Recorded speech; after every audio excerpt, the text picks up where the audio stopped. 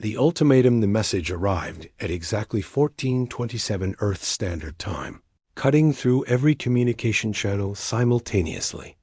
Emergency alarms wailed across Luna Base, Mars Command, and the orbital stations circling Earth. The transmission was unlike anything humanity had ever received, not because of its technology, but because of its arrogance. Admiral Sarah Chun stood in the war room of Earth's primary command center, her steel-gray eyes fixed on the massive holographic display. The alien figure that materialized before her was imposing, easily 9 feet, tall with crystalline skin that shifted between deep purple and electric blue. 4 arms extended from its torso, each ending in clawed hands that seemed to crackle with energy. This was Warlord Kithara of the Zephyrian Empire, and her voice carried the weight of 1,000 conquered worlds. Primitive humans, Kithara's words resonated through the chamber, each syllable dripping with disdain. You have exactly 72 of your rotations to surrender your species to the Zephyrian Empire. Your worlds will be harvested, your people will serve as labor, and your military will be disbanded. This is not a negotiation. This is an inevitability. The transmission continued with devastating efficiency. Star maps appeared showing the Zephyrian Armada, over 10,000 ships of impossible size, moving through space like a dark tide. Each vessel was a nightmare of organic and mechanical fusion, pulsing with an inner light that seemed to devour the stars around them. The fleet had already consumed the Kepler colonies, turned the Proxima settlements into ash, and left the mining stations of Wolf 359 as nothing more than debris floating in the void. 47 species have knelt before the Empire, Kithara continued, her 4 eyes blazing with cold fire. The Altarians, masters of quantum manipulation. The Vegan Confederacy, with their planet-killing weapons. The crystalline beings of Rigel, who commanded the very elements themselves. All have submitted. All have recognized the futility of resistance. You will do the same. Behind her, the hologram showed representatives from the Galactic Council, ancient species that had ruled the galaxy for millennia. The insectoid Thrix, the energy-based Luminari, a massive stone like granites. Each one knelt in submission, their heads bowed before the Zephyrian throne. It was a sight that would have terrified any species in the galaxy. Any species except one. Admiral Chun stepped forward as the transmission ended. At 53 years old, she had survived the Martian rebellion, led the defense of Europa, and commanded fleets in the asteroid wars. Her uniform bore the scars of 100 battles, and her cybernetic left arm was a reminder of the price of command. But it was her eyes, those unflinching, determined eyes, that had earned her the respect of every human in the fleet. Communications, she said, her voice cutting through the stunned silence. Open a response channel. Full galactic broadcast. A young officer at the communications console hesitated. Admiral, protocol suggests we consult with Earth's leadership before. Now, Lieutenant. Chun's voice carried the authority of someone who had stared death in the face and ordered it to step aside. They want an answer from humanity. They're going to get one. The response channel opened with a soft chime. Across the galaxy, on every ship, every station, every world capable of receiving interstellar communications, the transmission began. What they saw was not the expected image of human leaders cowering in bunkers or delegates pleading for mercy. Instead, they saw Admiral Sarah Chun standing straight and proud in humanity's war room, with the blue marble of Earth visible through the reinforced windows behind her. Warlord Kithara, Chun began, her voice carrying across the cosmos with crystal clarity. Your empire, your armada, your threats, they don't impress us. You've made one critical error in your calculations. You assume we're like every other species you've encountered. You assume we'll kneel because others have knelt. You assume we'll surrender because surrender seems logical. She paused, And for just a moment, something flickered across her features. Not fear, but something far more dangerous.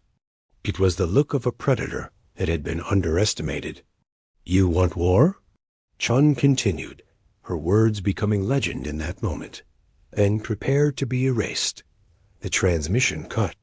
Silence fell across the galaxy like a blanket of snow.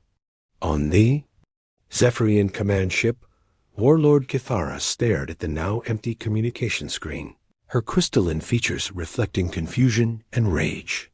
The other alien species monitoring the transmission sat in stunned disbelief. No one had ever responded to the Empire's ultimatum with defiance. No one had ever dared. But in the depths of space, beyond the orbit of Pluto, something stirred that had been sleeping for decades.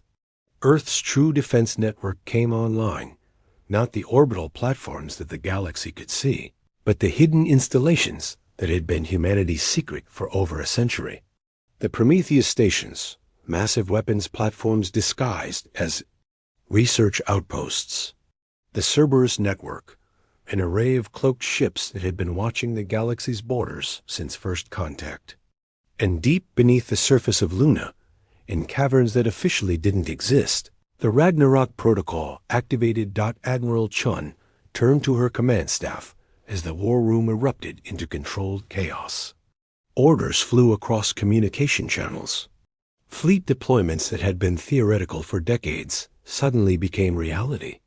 The Mars shipyards, which the galaxy believed produced mining vessels and transport ships, revealed their true purpose as hundreds of warships emerged from hidden bays. The asteroid belt, thought to be filled with simple mining operations, came alive with the energy signatures of weapon systems that defied galactic understanding. "Ma'am," called out Commander Torres from the tactical station, his voice tight. "With concentration, all hidden assets are responding. The Prometheus stations are at full power. Cerberus network is in position. Mars Command reports Battle Group Alpha is ready for deployment." Chun nodded grimly. "And the Ragnarok Protocol?" "Online and awaiting your authorization, Admiral." She looked out at Earth one more time, at the world that had given birth to a species. The galaxy was about to truly meet for the first time. Humanity had been preparing for this moment since they first reached the stars and realized they were not alone. They had studied every species, analyzed every conflict, learned from every defeat and victory in galactic history. They had built their defenses not just to survive, but to ensure that anyone who threatened their home would regret that decision for whatever remained of their existence. Dr. Elena Vasquez stepped forward from the science station, her tablet displaying readouts. That made several officers step back in alarm. "Admiral, our xenobiology teams have finished analyzing the Zephyrian physiology from their transmissions. Their crystalline structure has a fatal flaw, a resonance frequency that will cause catastrophic molecular breakdown. The weapon systems we've developed should be extremely effective." "Time until their fleet reaches our outer defenses?" Chun asked. 18 hours, ma'am." Chun turned to face her command staff. Each officer represented the best humanity had to offer, brilliant minds forged by centuries of conflict, innovation, and an absolute refusal to give up.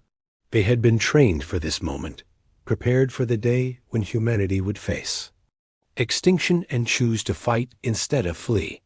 "Ladies and gentlemen," she said, her voice carrying across the command center, "today we show the galaxy what it means to threaten Earth. Today we show them that humanity doesn't surrender. We adapt, we overcome, and we make sure that anyone who comes for our home learns exactly why that was the worst mistake they ever made." The Zephyrian Armada continued its approach, confident in their superiority, certain of their victory. They had conquered 47 species, absorbed their technologies, enslaved their populations, and added their strength to the empire. They had never faced defeat, never known loss, never encountered a species that refused to kneel. They were about to learn that there was a first time for everything got As the great ships of the Empire drew closer to Earth's solar system, sensor arrays across the fleet began detecting anomalies. Energy signatures that didn't match any known technology. Gravitational distortions that suggested massive objects where their scans showed empty space. And from Earth itself, a transmission that sent a chill through every Zephyrian commander got it. Was music, human music. The sound of drums and horns and voices raised in defiance. It was the sound of a species that had looked at the abyss and chosen to stare it down.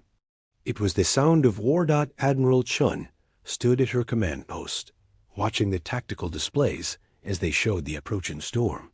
In 18 hours, the galaxy would witness something unprecedented. They would see what happened when an unstoppable force met an immovable object. They would learn that humanity had never been the helpless, primitive species the galaxy believed them to be. They were about to discover that humanity was something far worse than a threat to be eliminated. They were about to discover that humanity was a species that had been waiting for this fight their entire existence. The countdown had begun. Asterisk. The reckoning, the first shots of the war, were fired at 8:15 Earth Standard Time, when the Zephyrian Advanced Scout Fleet encountered what they believed was humanity's outer defense perimeter. 300 alien ships, each one capable of glassing a continent, opened fire on the orbital platforms surrounding Pluto. The energy weapons they had reduced entire civilizations to dust struck their way, targets with devastating force, and accomplished absolutely nothing. The platforms absorbed the energy, converted it, and fired it back with twice the intensity. The entire Zephyrian advance fleet vanished in less than 30 seconds, reduced to their component atoms by their own weapons. The silence that followed was deafening. First blood to humanity, Admiral Chun announced from Earth's command center, her voice carrying across every human vessel in the fleet. Prometheus stations are performing exactly as designed. All ships execute Protocol Omega. Show them what we're truly capable of. Across the solar system, humanity's true strength revealed itself. The asteroid belt, which had been carefully cultivated to appear as a simple mining operation, erupted with the energy signatures of weapons that shouldn't have existed. Massive railguns emerged from hollowed-out asteroids, their barrels stretching for kilometers. Energy cannons that had been disguised as ore processors swiveled toward the approaching Zephyrian fleet. And from the depths of space, humanity's secret weapon finally showed itself. The Cerberus network had been watching the galaxy for over a century. Invisible ships positioned at every major hyperspace route, every strategic system, every potential threat. Now they decloaked simultaneously, revealing a fleet that dwarfed even the Zephyrian Armada. These weren't the exploration vessels and trading ships the galaxy had seen. These were warships, built for one purpose: to ensure that humanity's enemies regretted their aggression for whatever brief time remained of their existence. On the Zephyrian command ship, Warlord Kithara watched her tactical displays with growing disbelief. The humans had somehow hidden an entire battle fleet. Worse, their technology was unlike anything in the galactic database. Her sensors couldn't even properly categorize the energy signatures they were detecting. Impossible, she hissed, her crystalline form flickering with agitation. Our intelligence indicated they were barely spacefaring. Primitive chemical rockets and fusion drives. Where did this fleet come from? Her chief tactical officer, a veteran of 100 conquered worlds, studied the readings with growing alarm. Warlord, these energy signatures, they're off the scale. Some of these weapons are showing power outputs that exceed our dreadnoughts and their ships. They're not just hiding from our sensors. They're invisible to physics itself. Kithra's 4 arms gestured in frustration. Then we overwhelmed them with numbers. Launched the full assault. 10,000 ships against whatever they're hiding. Even if they've managed to build a respectable fleet, they cannot match the combined might of 47 conquered species. the order went out across the Zephyrian armada. Every ship, every weapon, every terrible instrument of destruction that had brought the galaxy to its knees activated simultaneously. The attack that followed was meant to be the final demonstration of imperial power, the moment when humanity joined the long list of species that had learned the cost of defiance. Instead, it became the moment when the galaxy learned that humanity had been holding back. Dr. Elena Vasquez stood at her station in Earth's command center, her fingers dancing across holographic displays as she monitored the engagement. The weapon systems she had spent decades developing were finally being put to their ultimate test. The resonance cannons that exploited the fatal flaw in Zephyrian crystalline structure, the quantum disruptors that could tear apart matter at the subatomic level, the gravity wells that could crush entire fleets with their own mass. "Admiral," she called out, her voice tight with excitement and terror at what they had unleashed. "All weapons are functioning perfectly. The Zephyrian fleet is taking massive casualties. Their shields can't adapt to our frequency variations, and their armor is useless against our quantum weapons." On the main display, the battle unfolded like a nightmare made manifest. Zephyrian ships that had seemed invincible were being torn apart by forces they couldn't comprehend. Their mighty dreadnoughts, each one a kilometer of crystalline death, shattered like glass when struck by humanity's resonance weapons. Their fighter swarms, numbering in the millions, vanished into quantum foam when caught in the disruptor fields. But it was the human fleet that truly shocked the watching galaxy. These weren't desperate defenders fighting for survival. These were predators who had been waiting for prey to wander into their territory. Human ships moved with precision that spoke of centuries of tactical development. Their weapons fired with accuracy that suggested they had been planning this engagement for generations.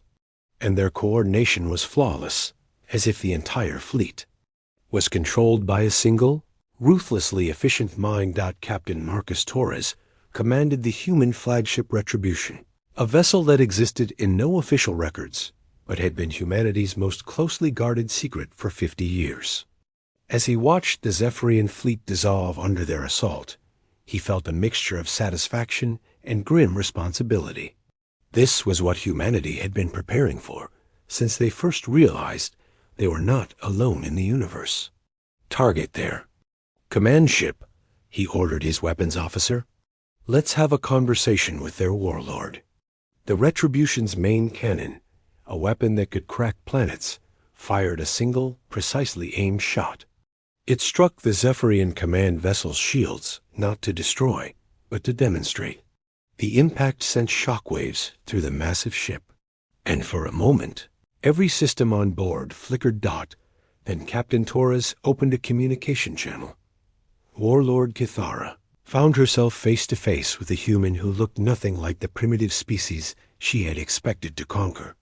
Torres wore the uniform of someone who had been born for war, his cybernetic implants glowing softly as they interfaced with his ship's systems. His voice, when he spoke, carried the weight of absolute authority.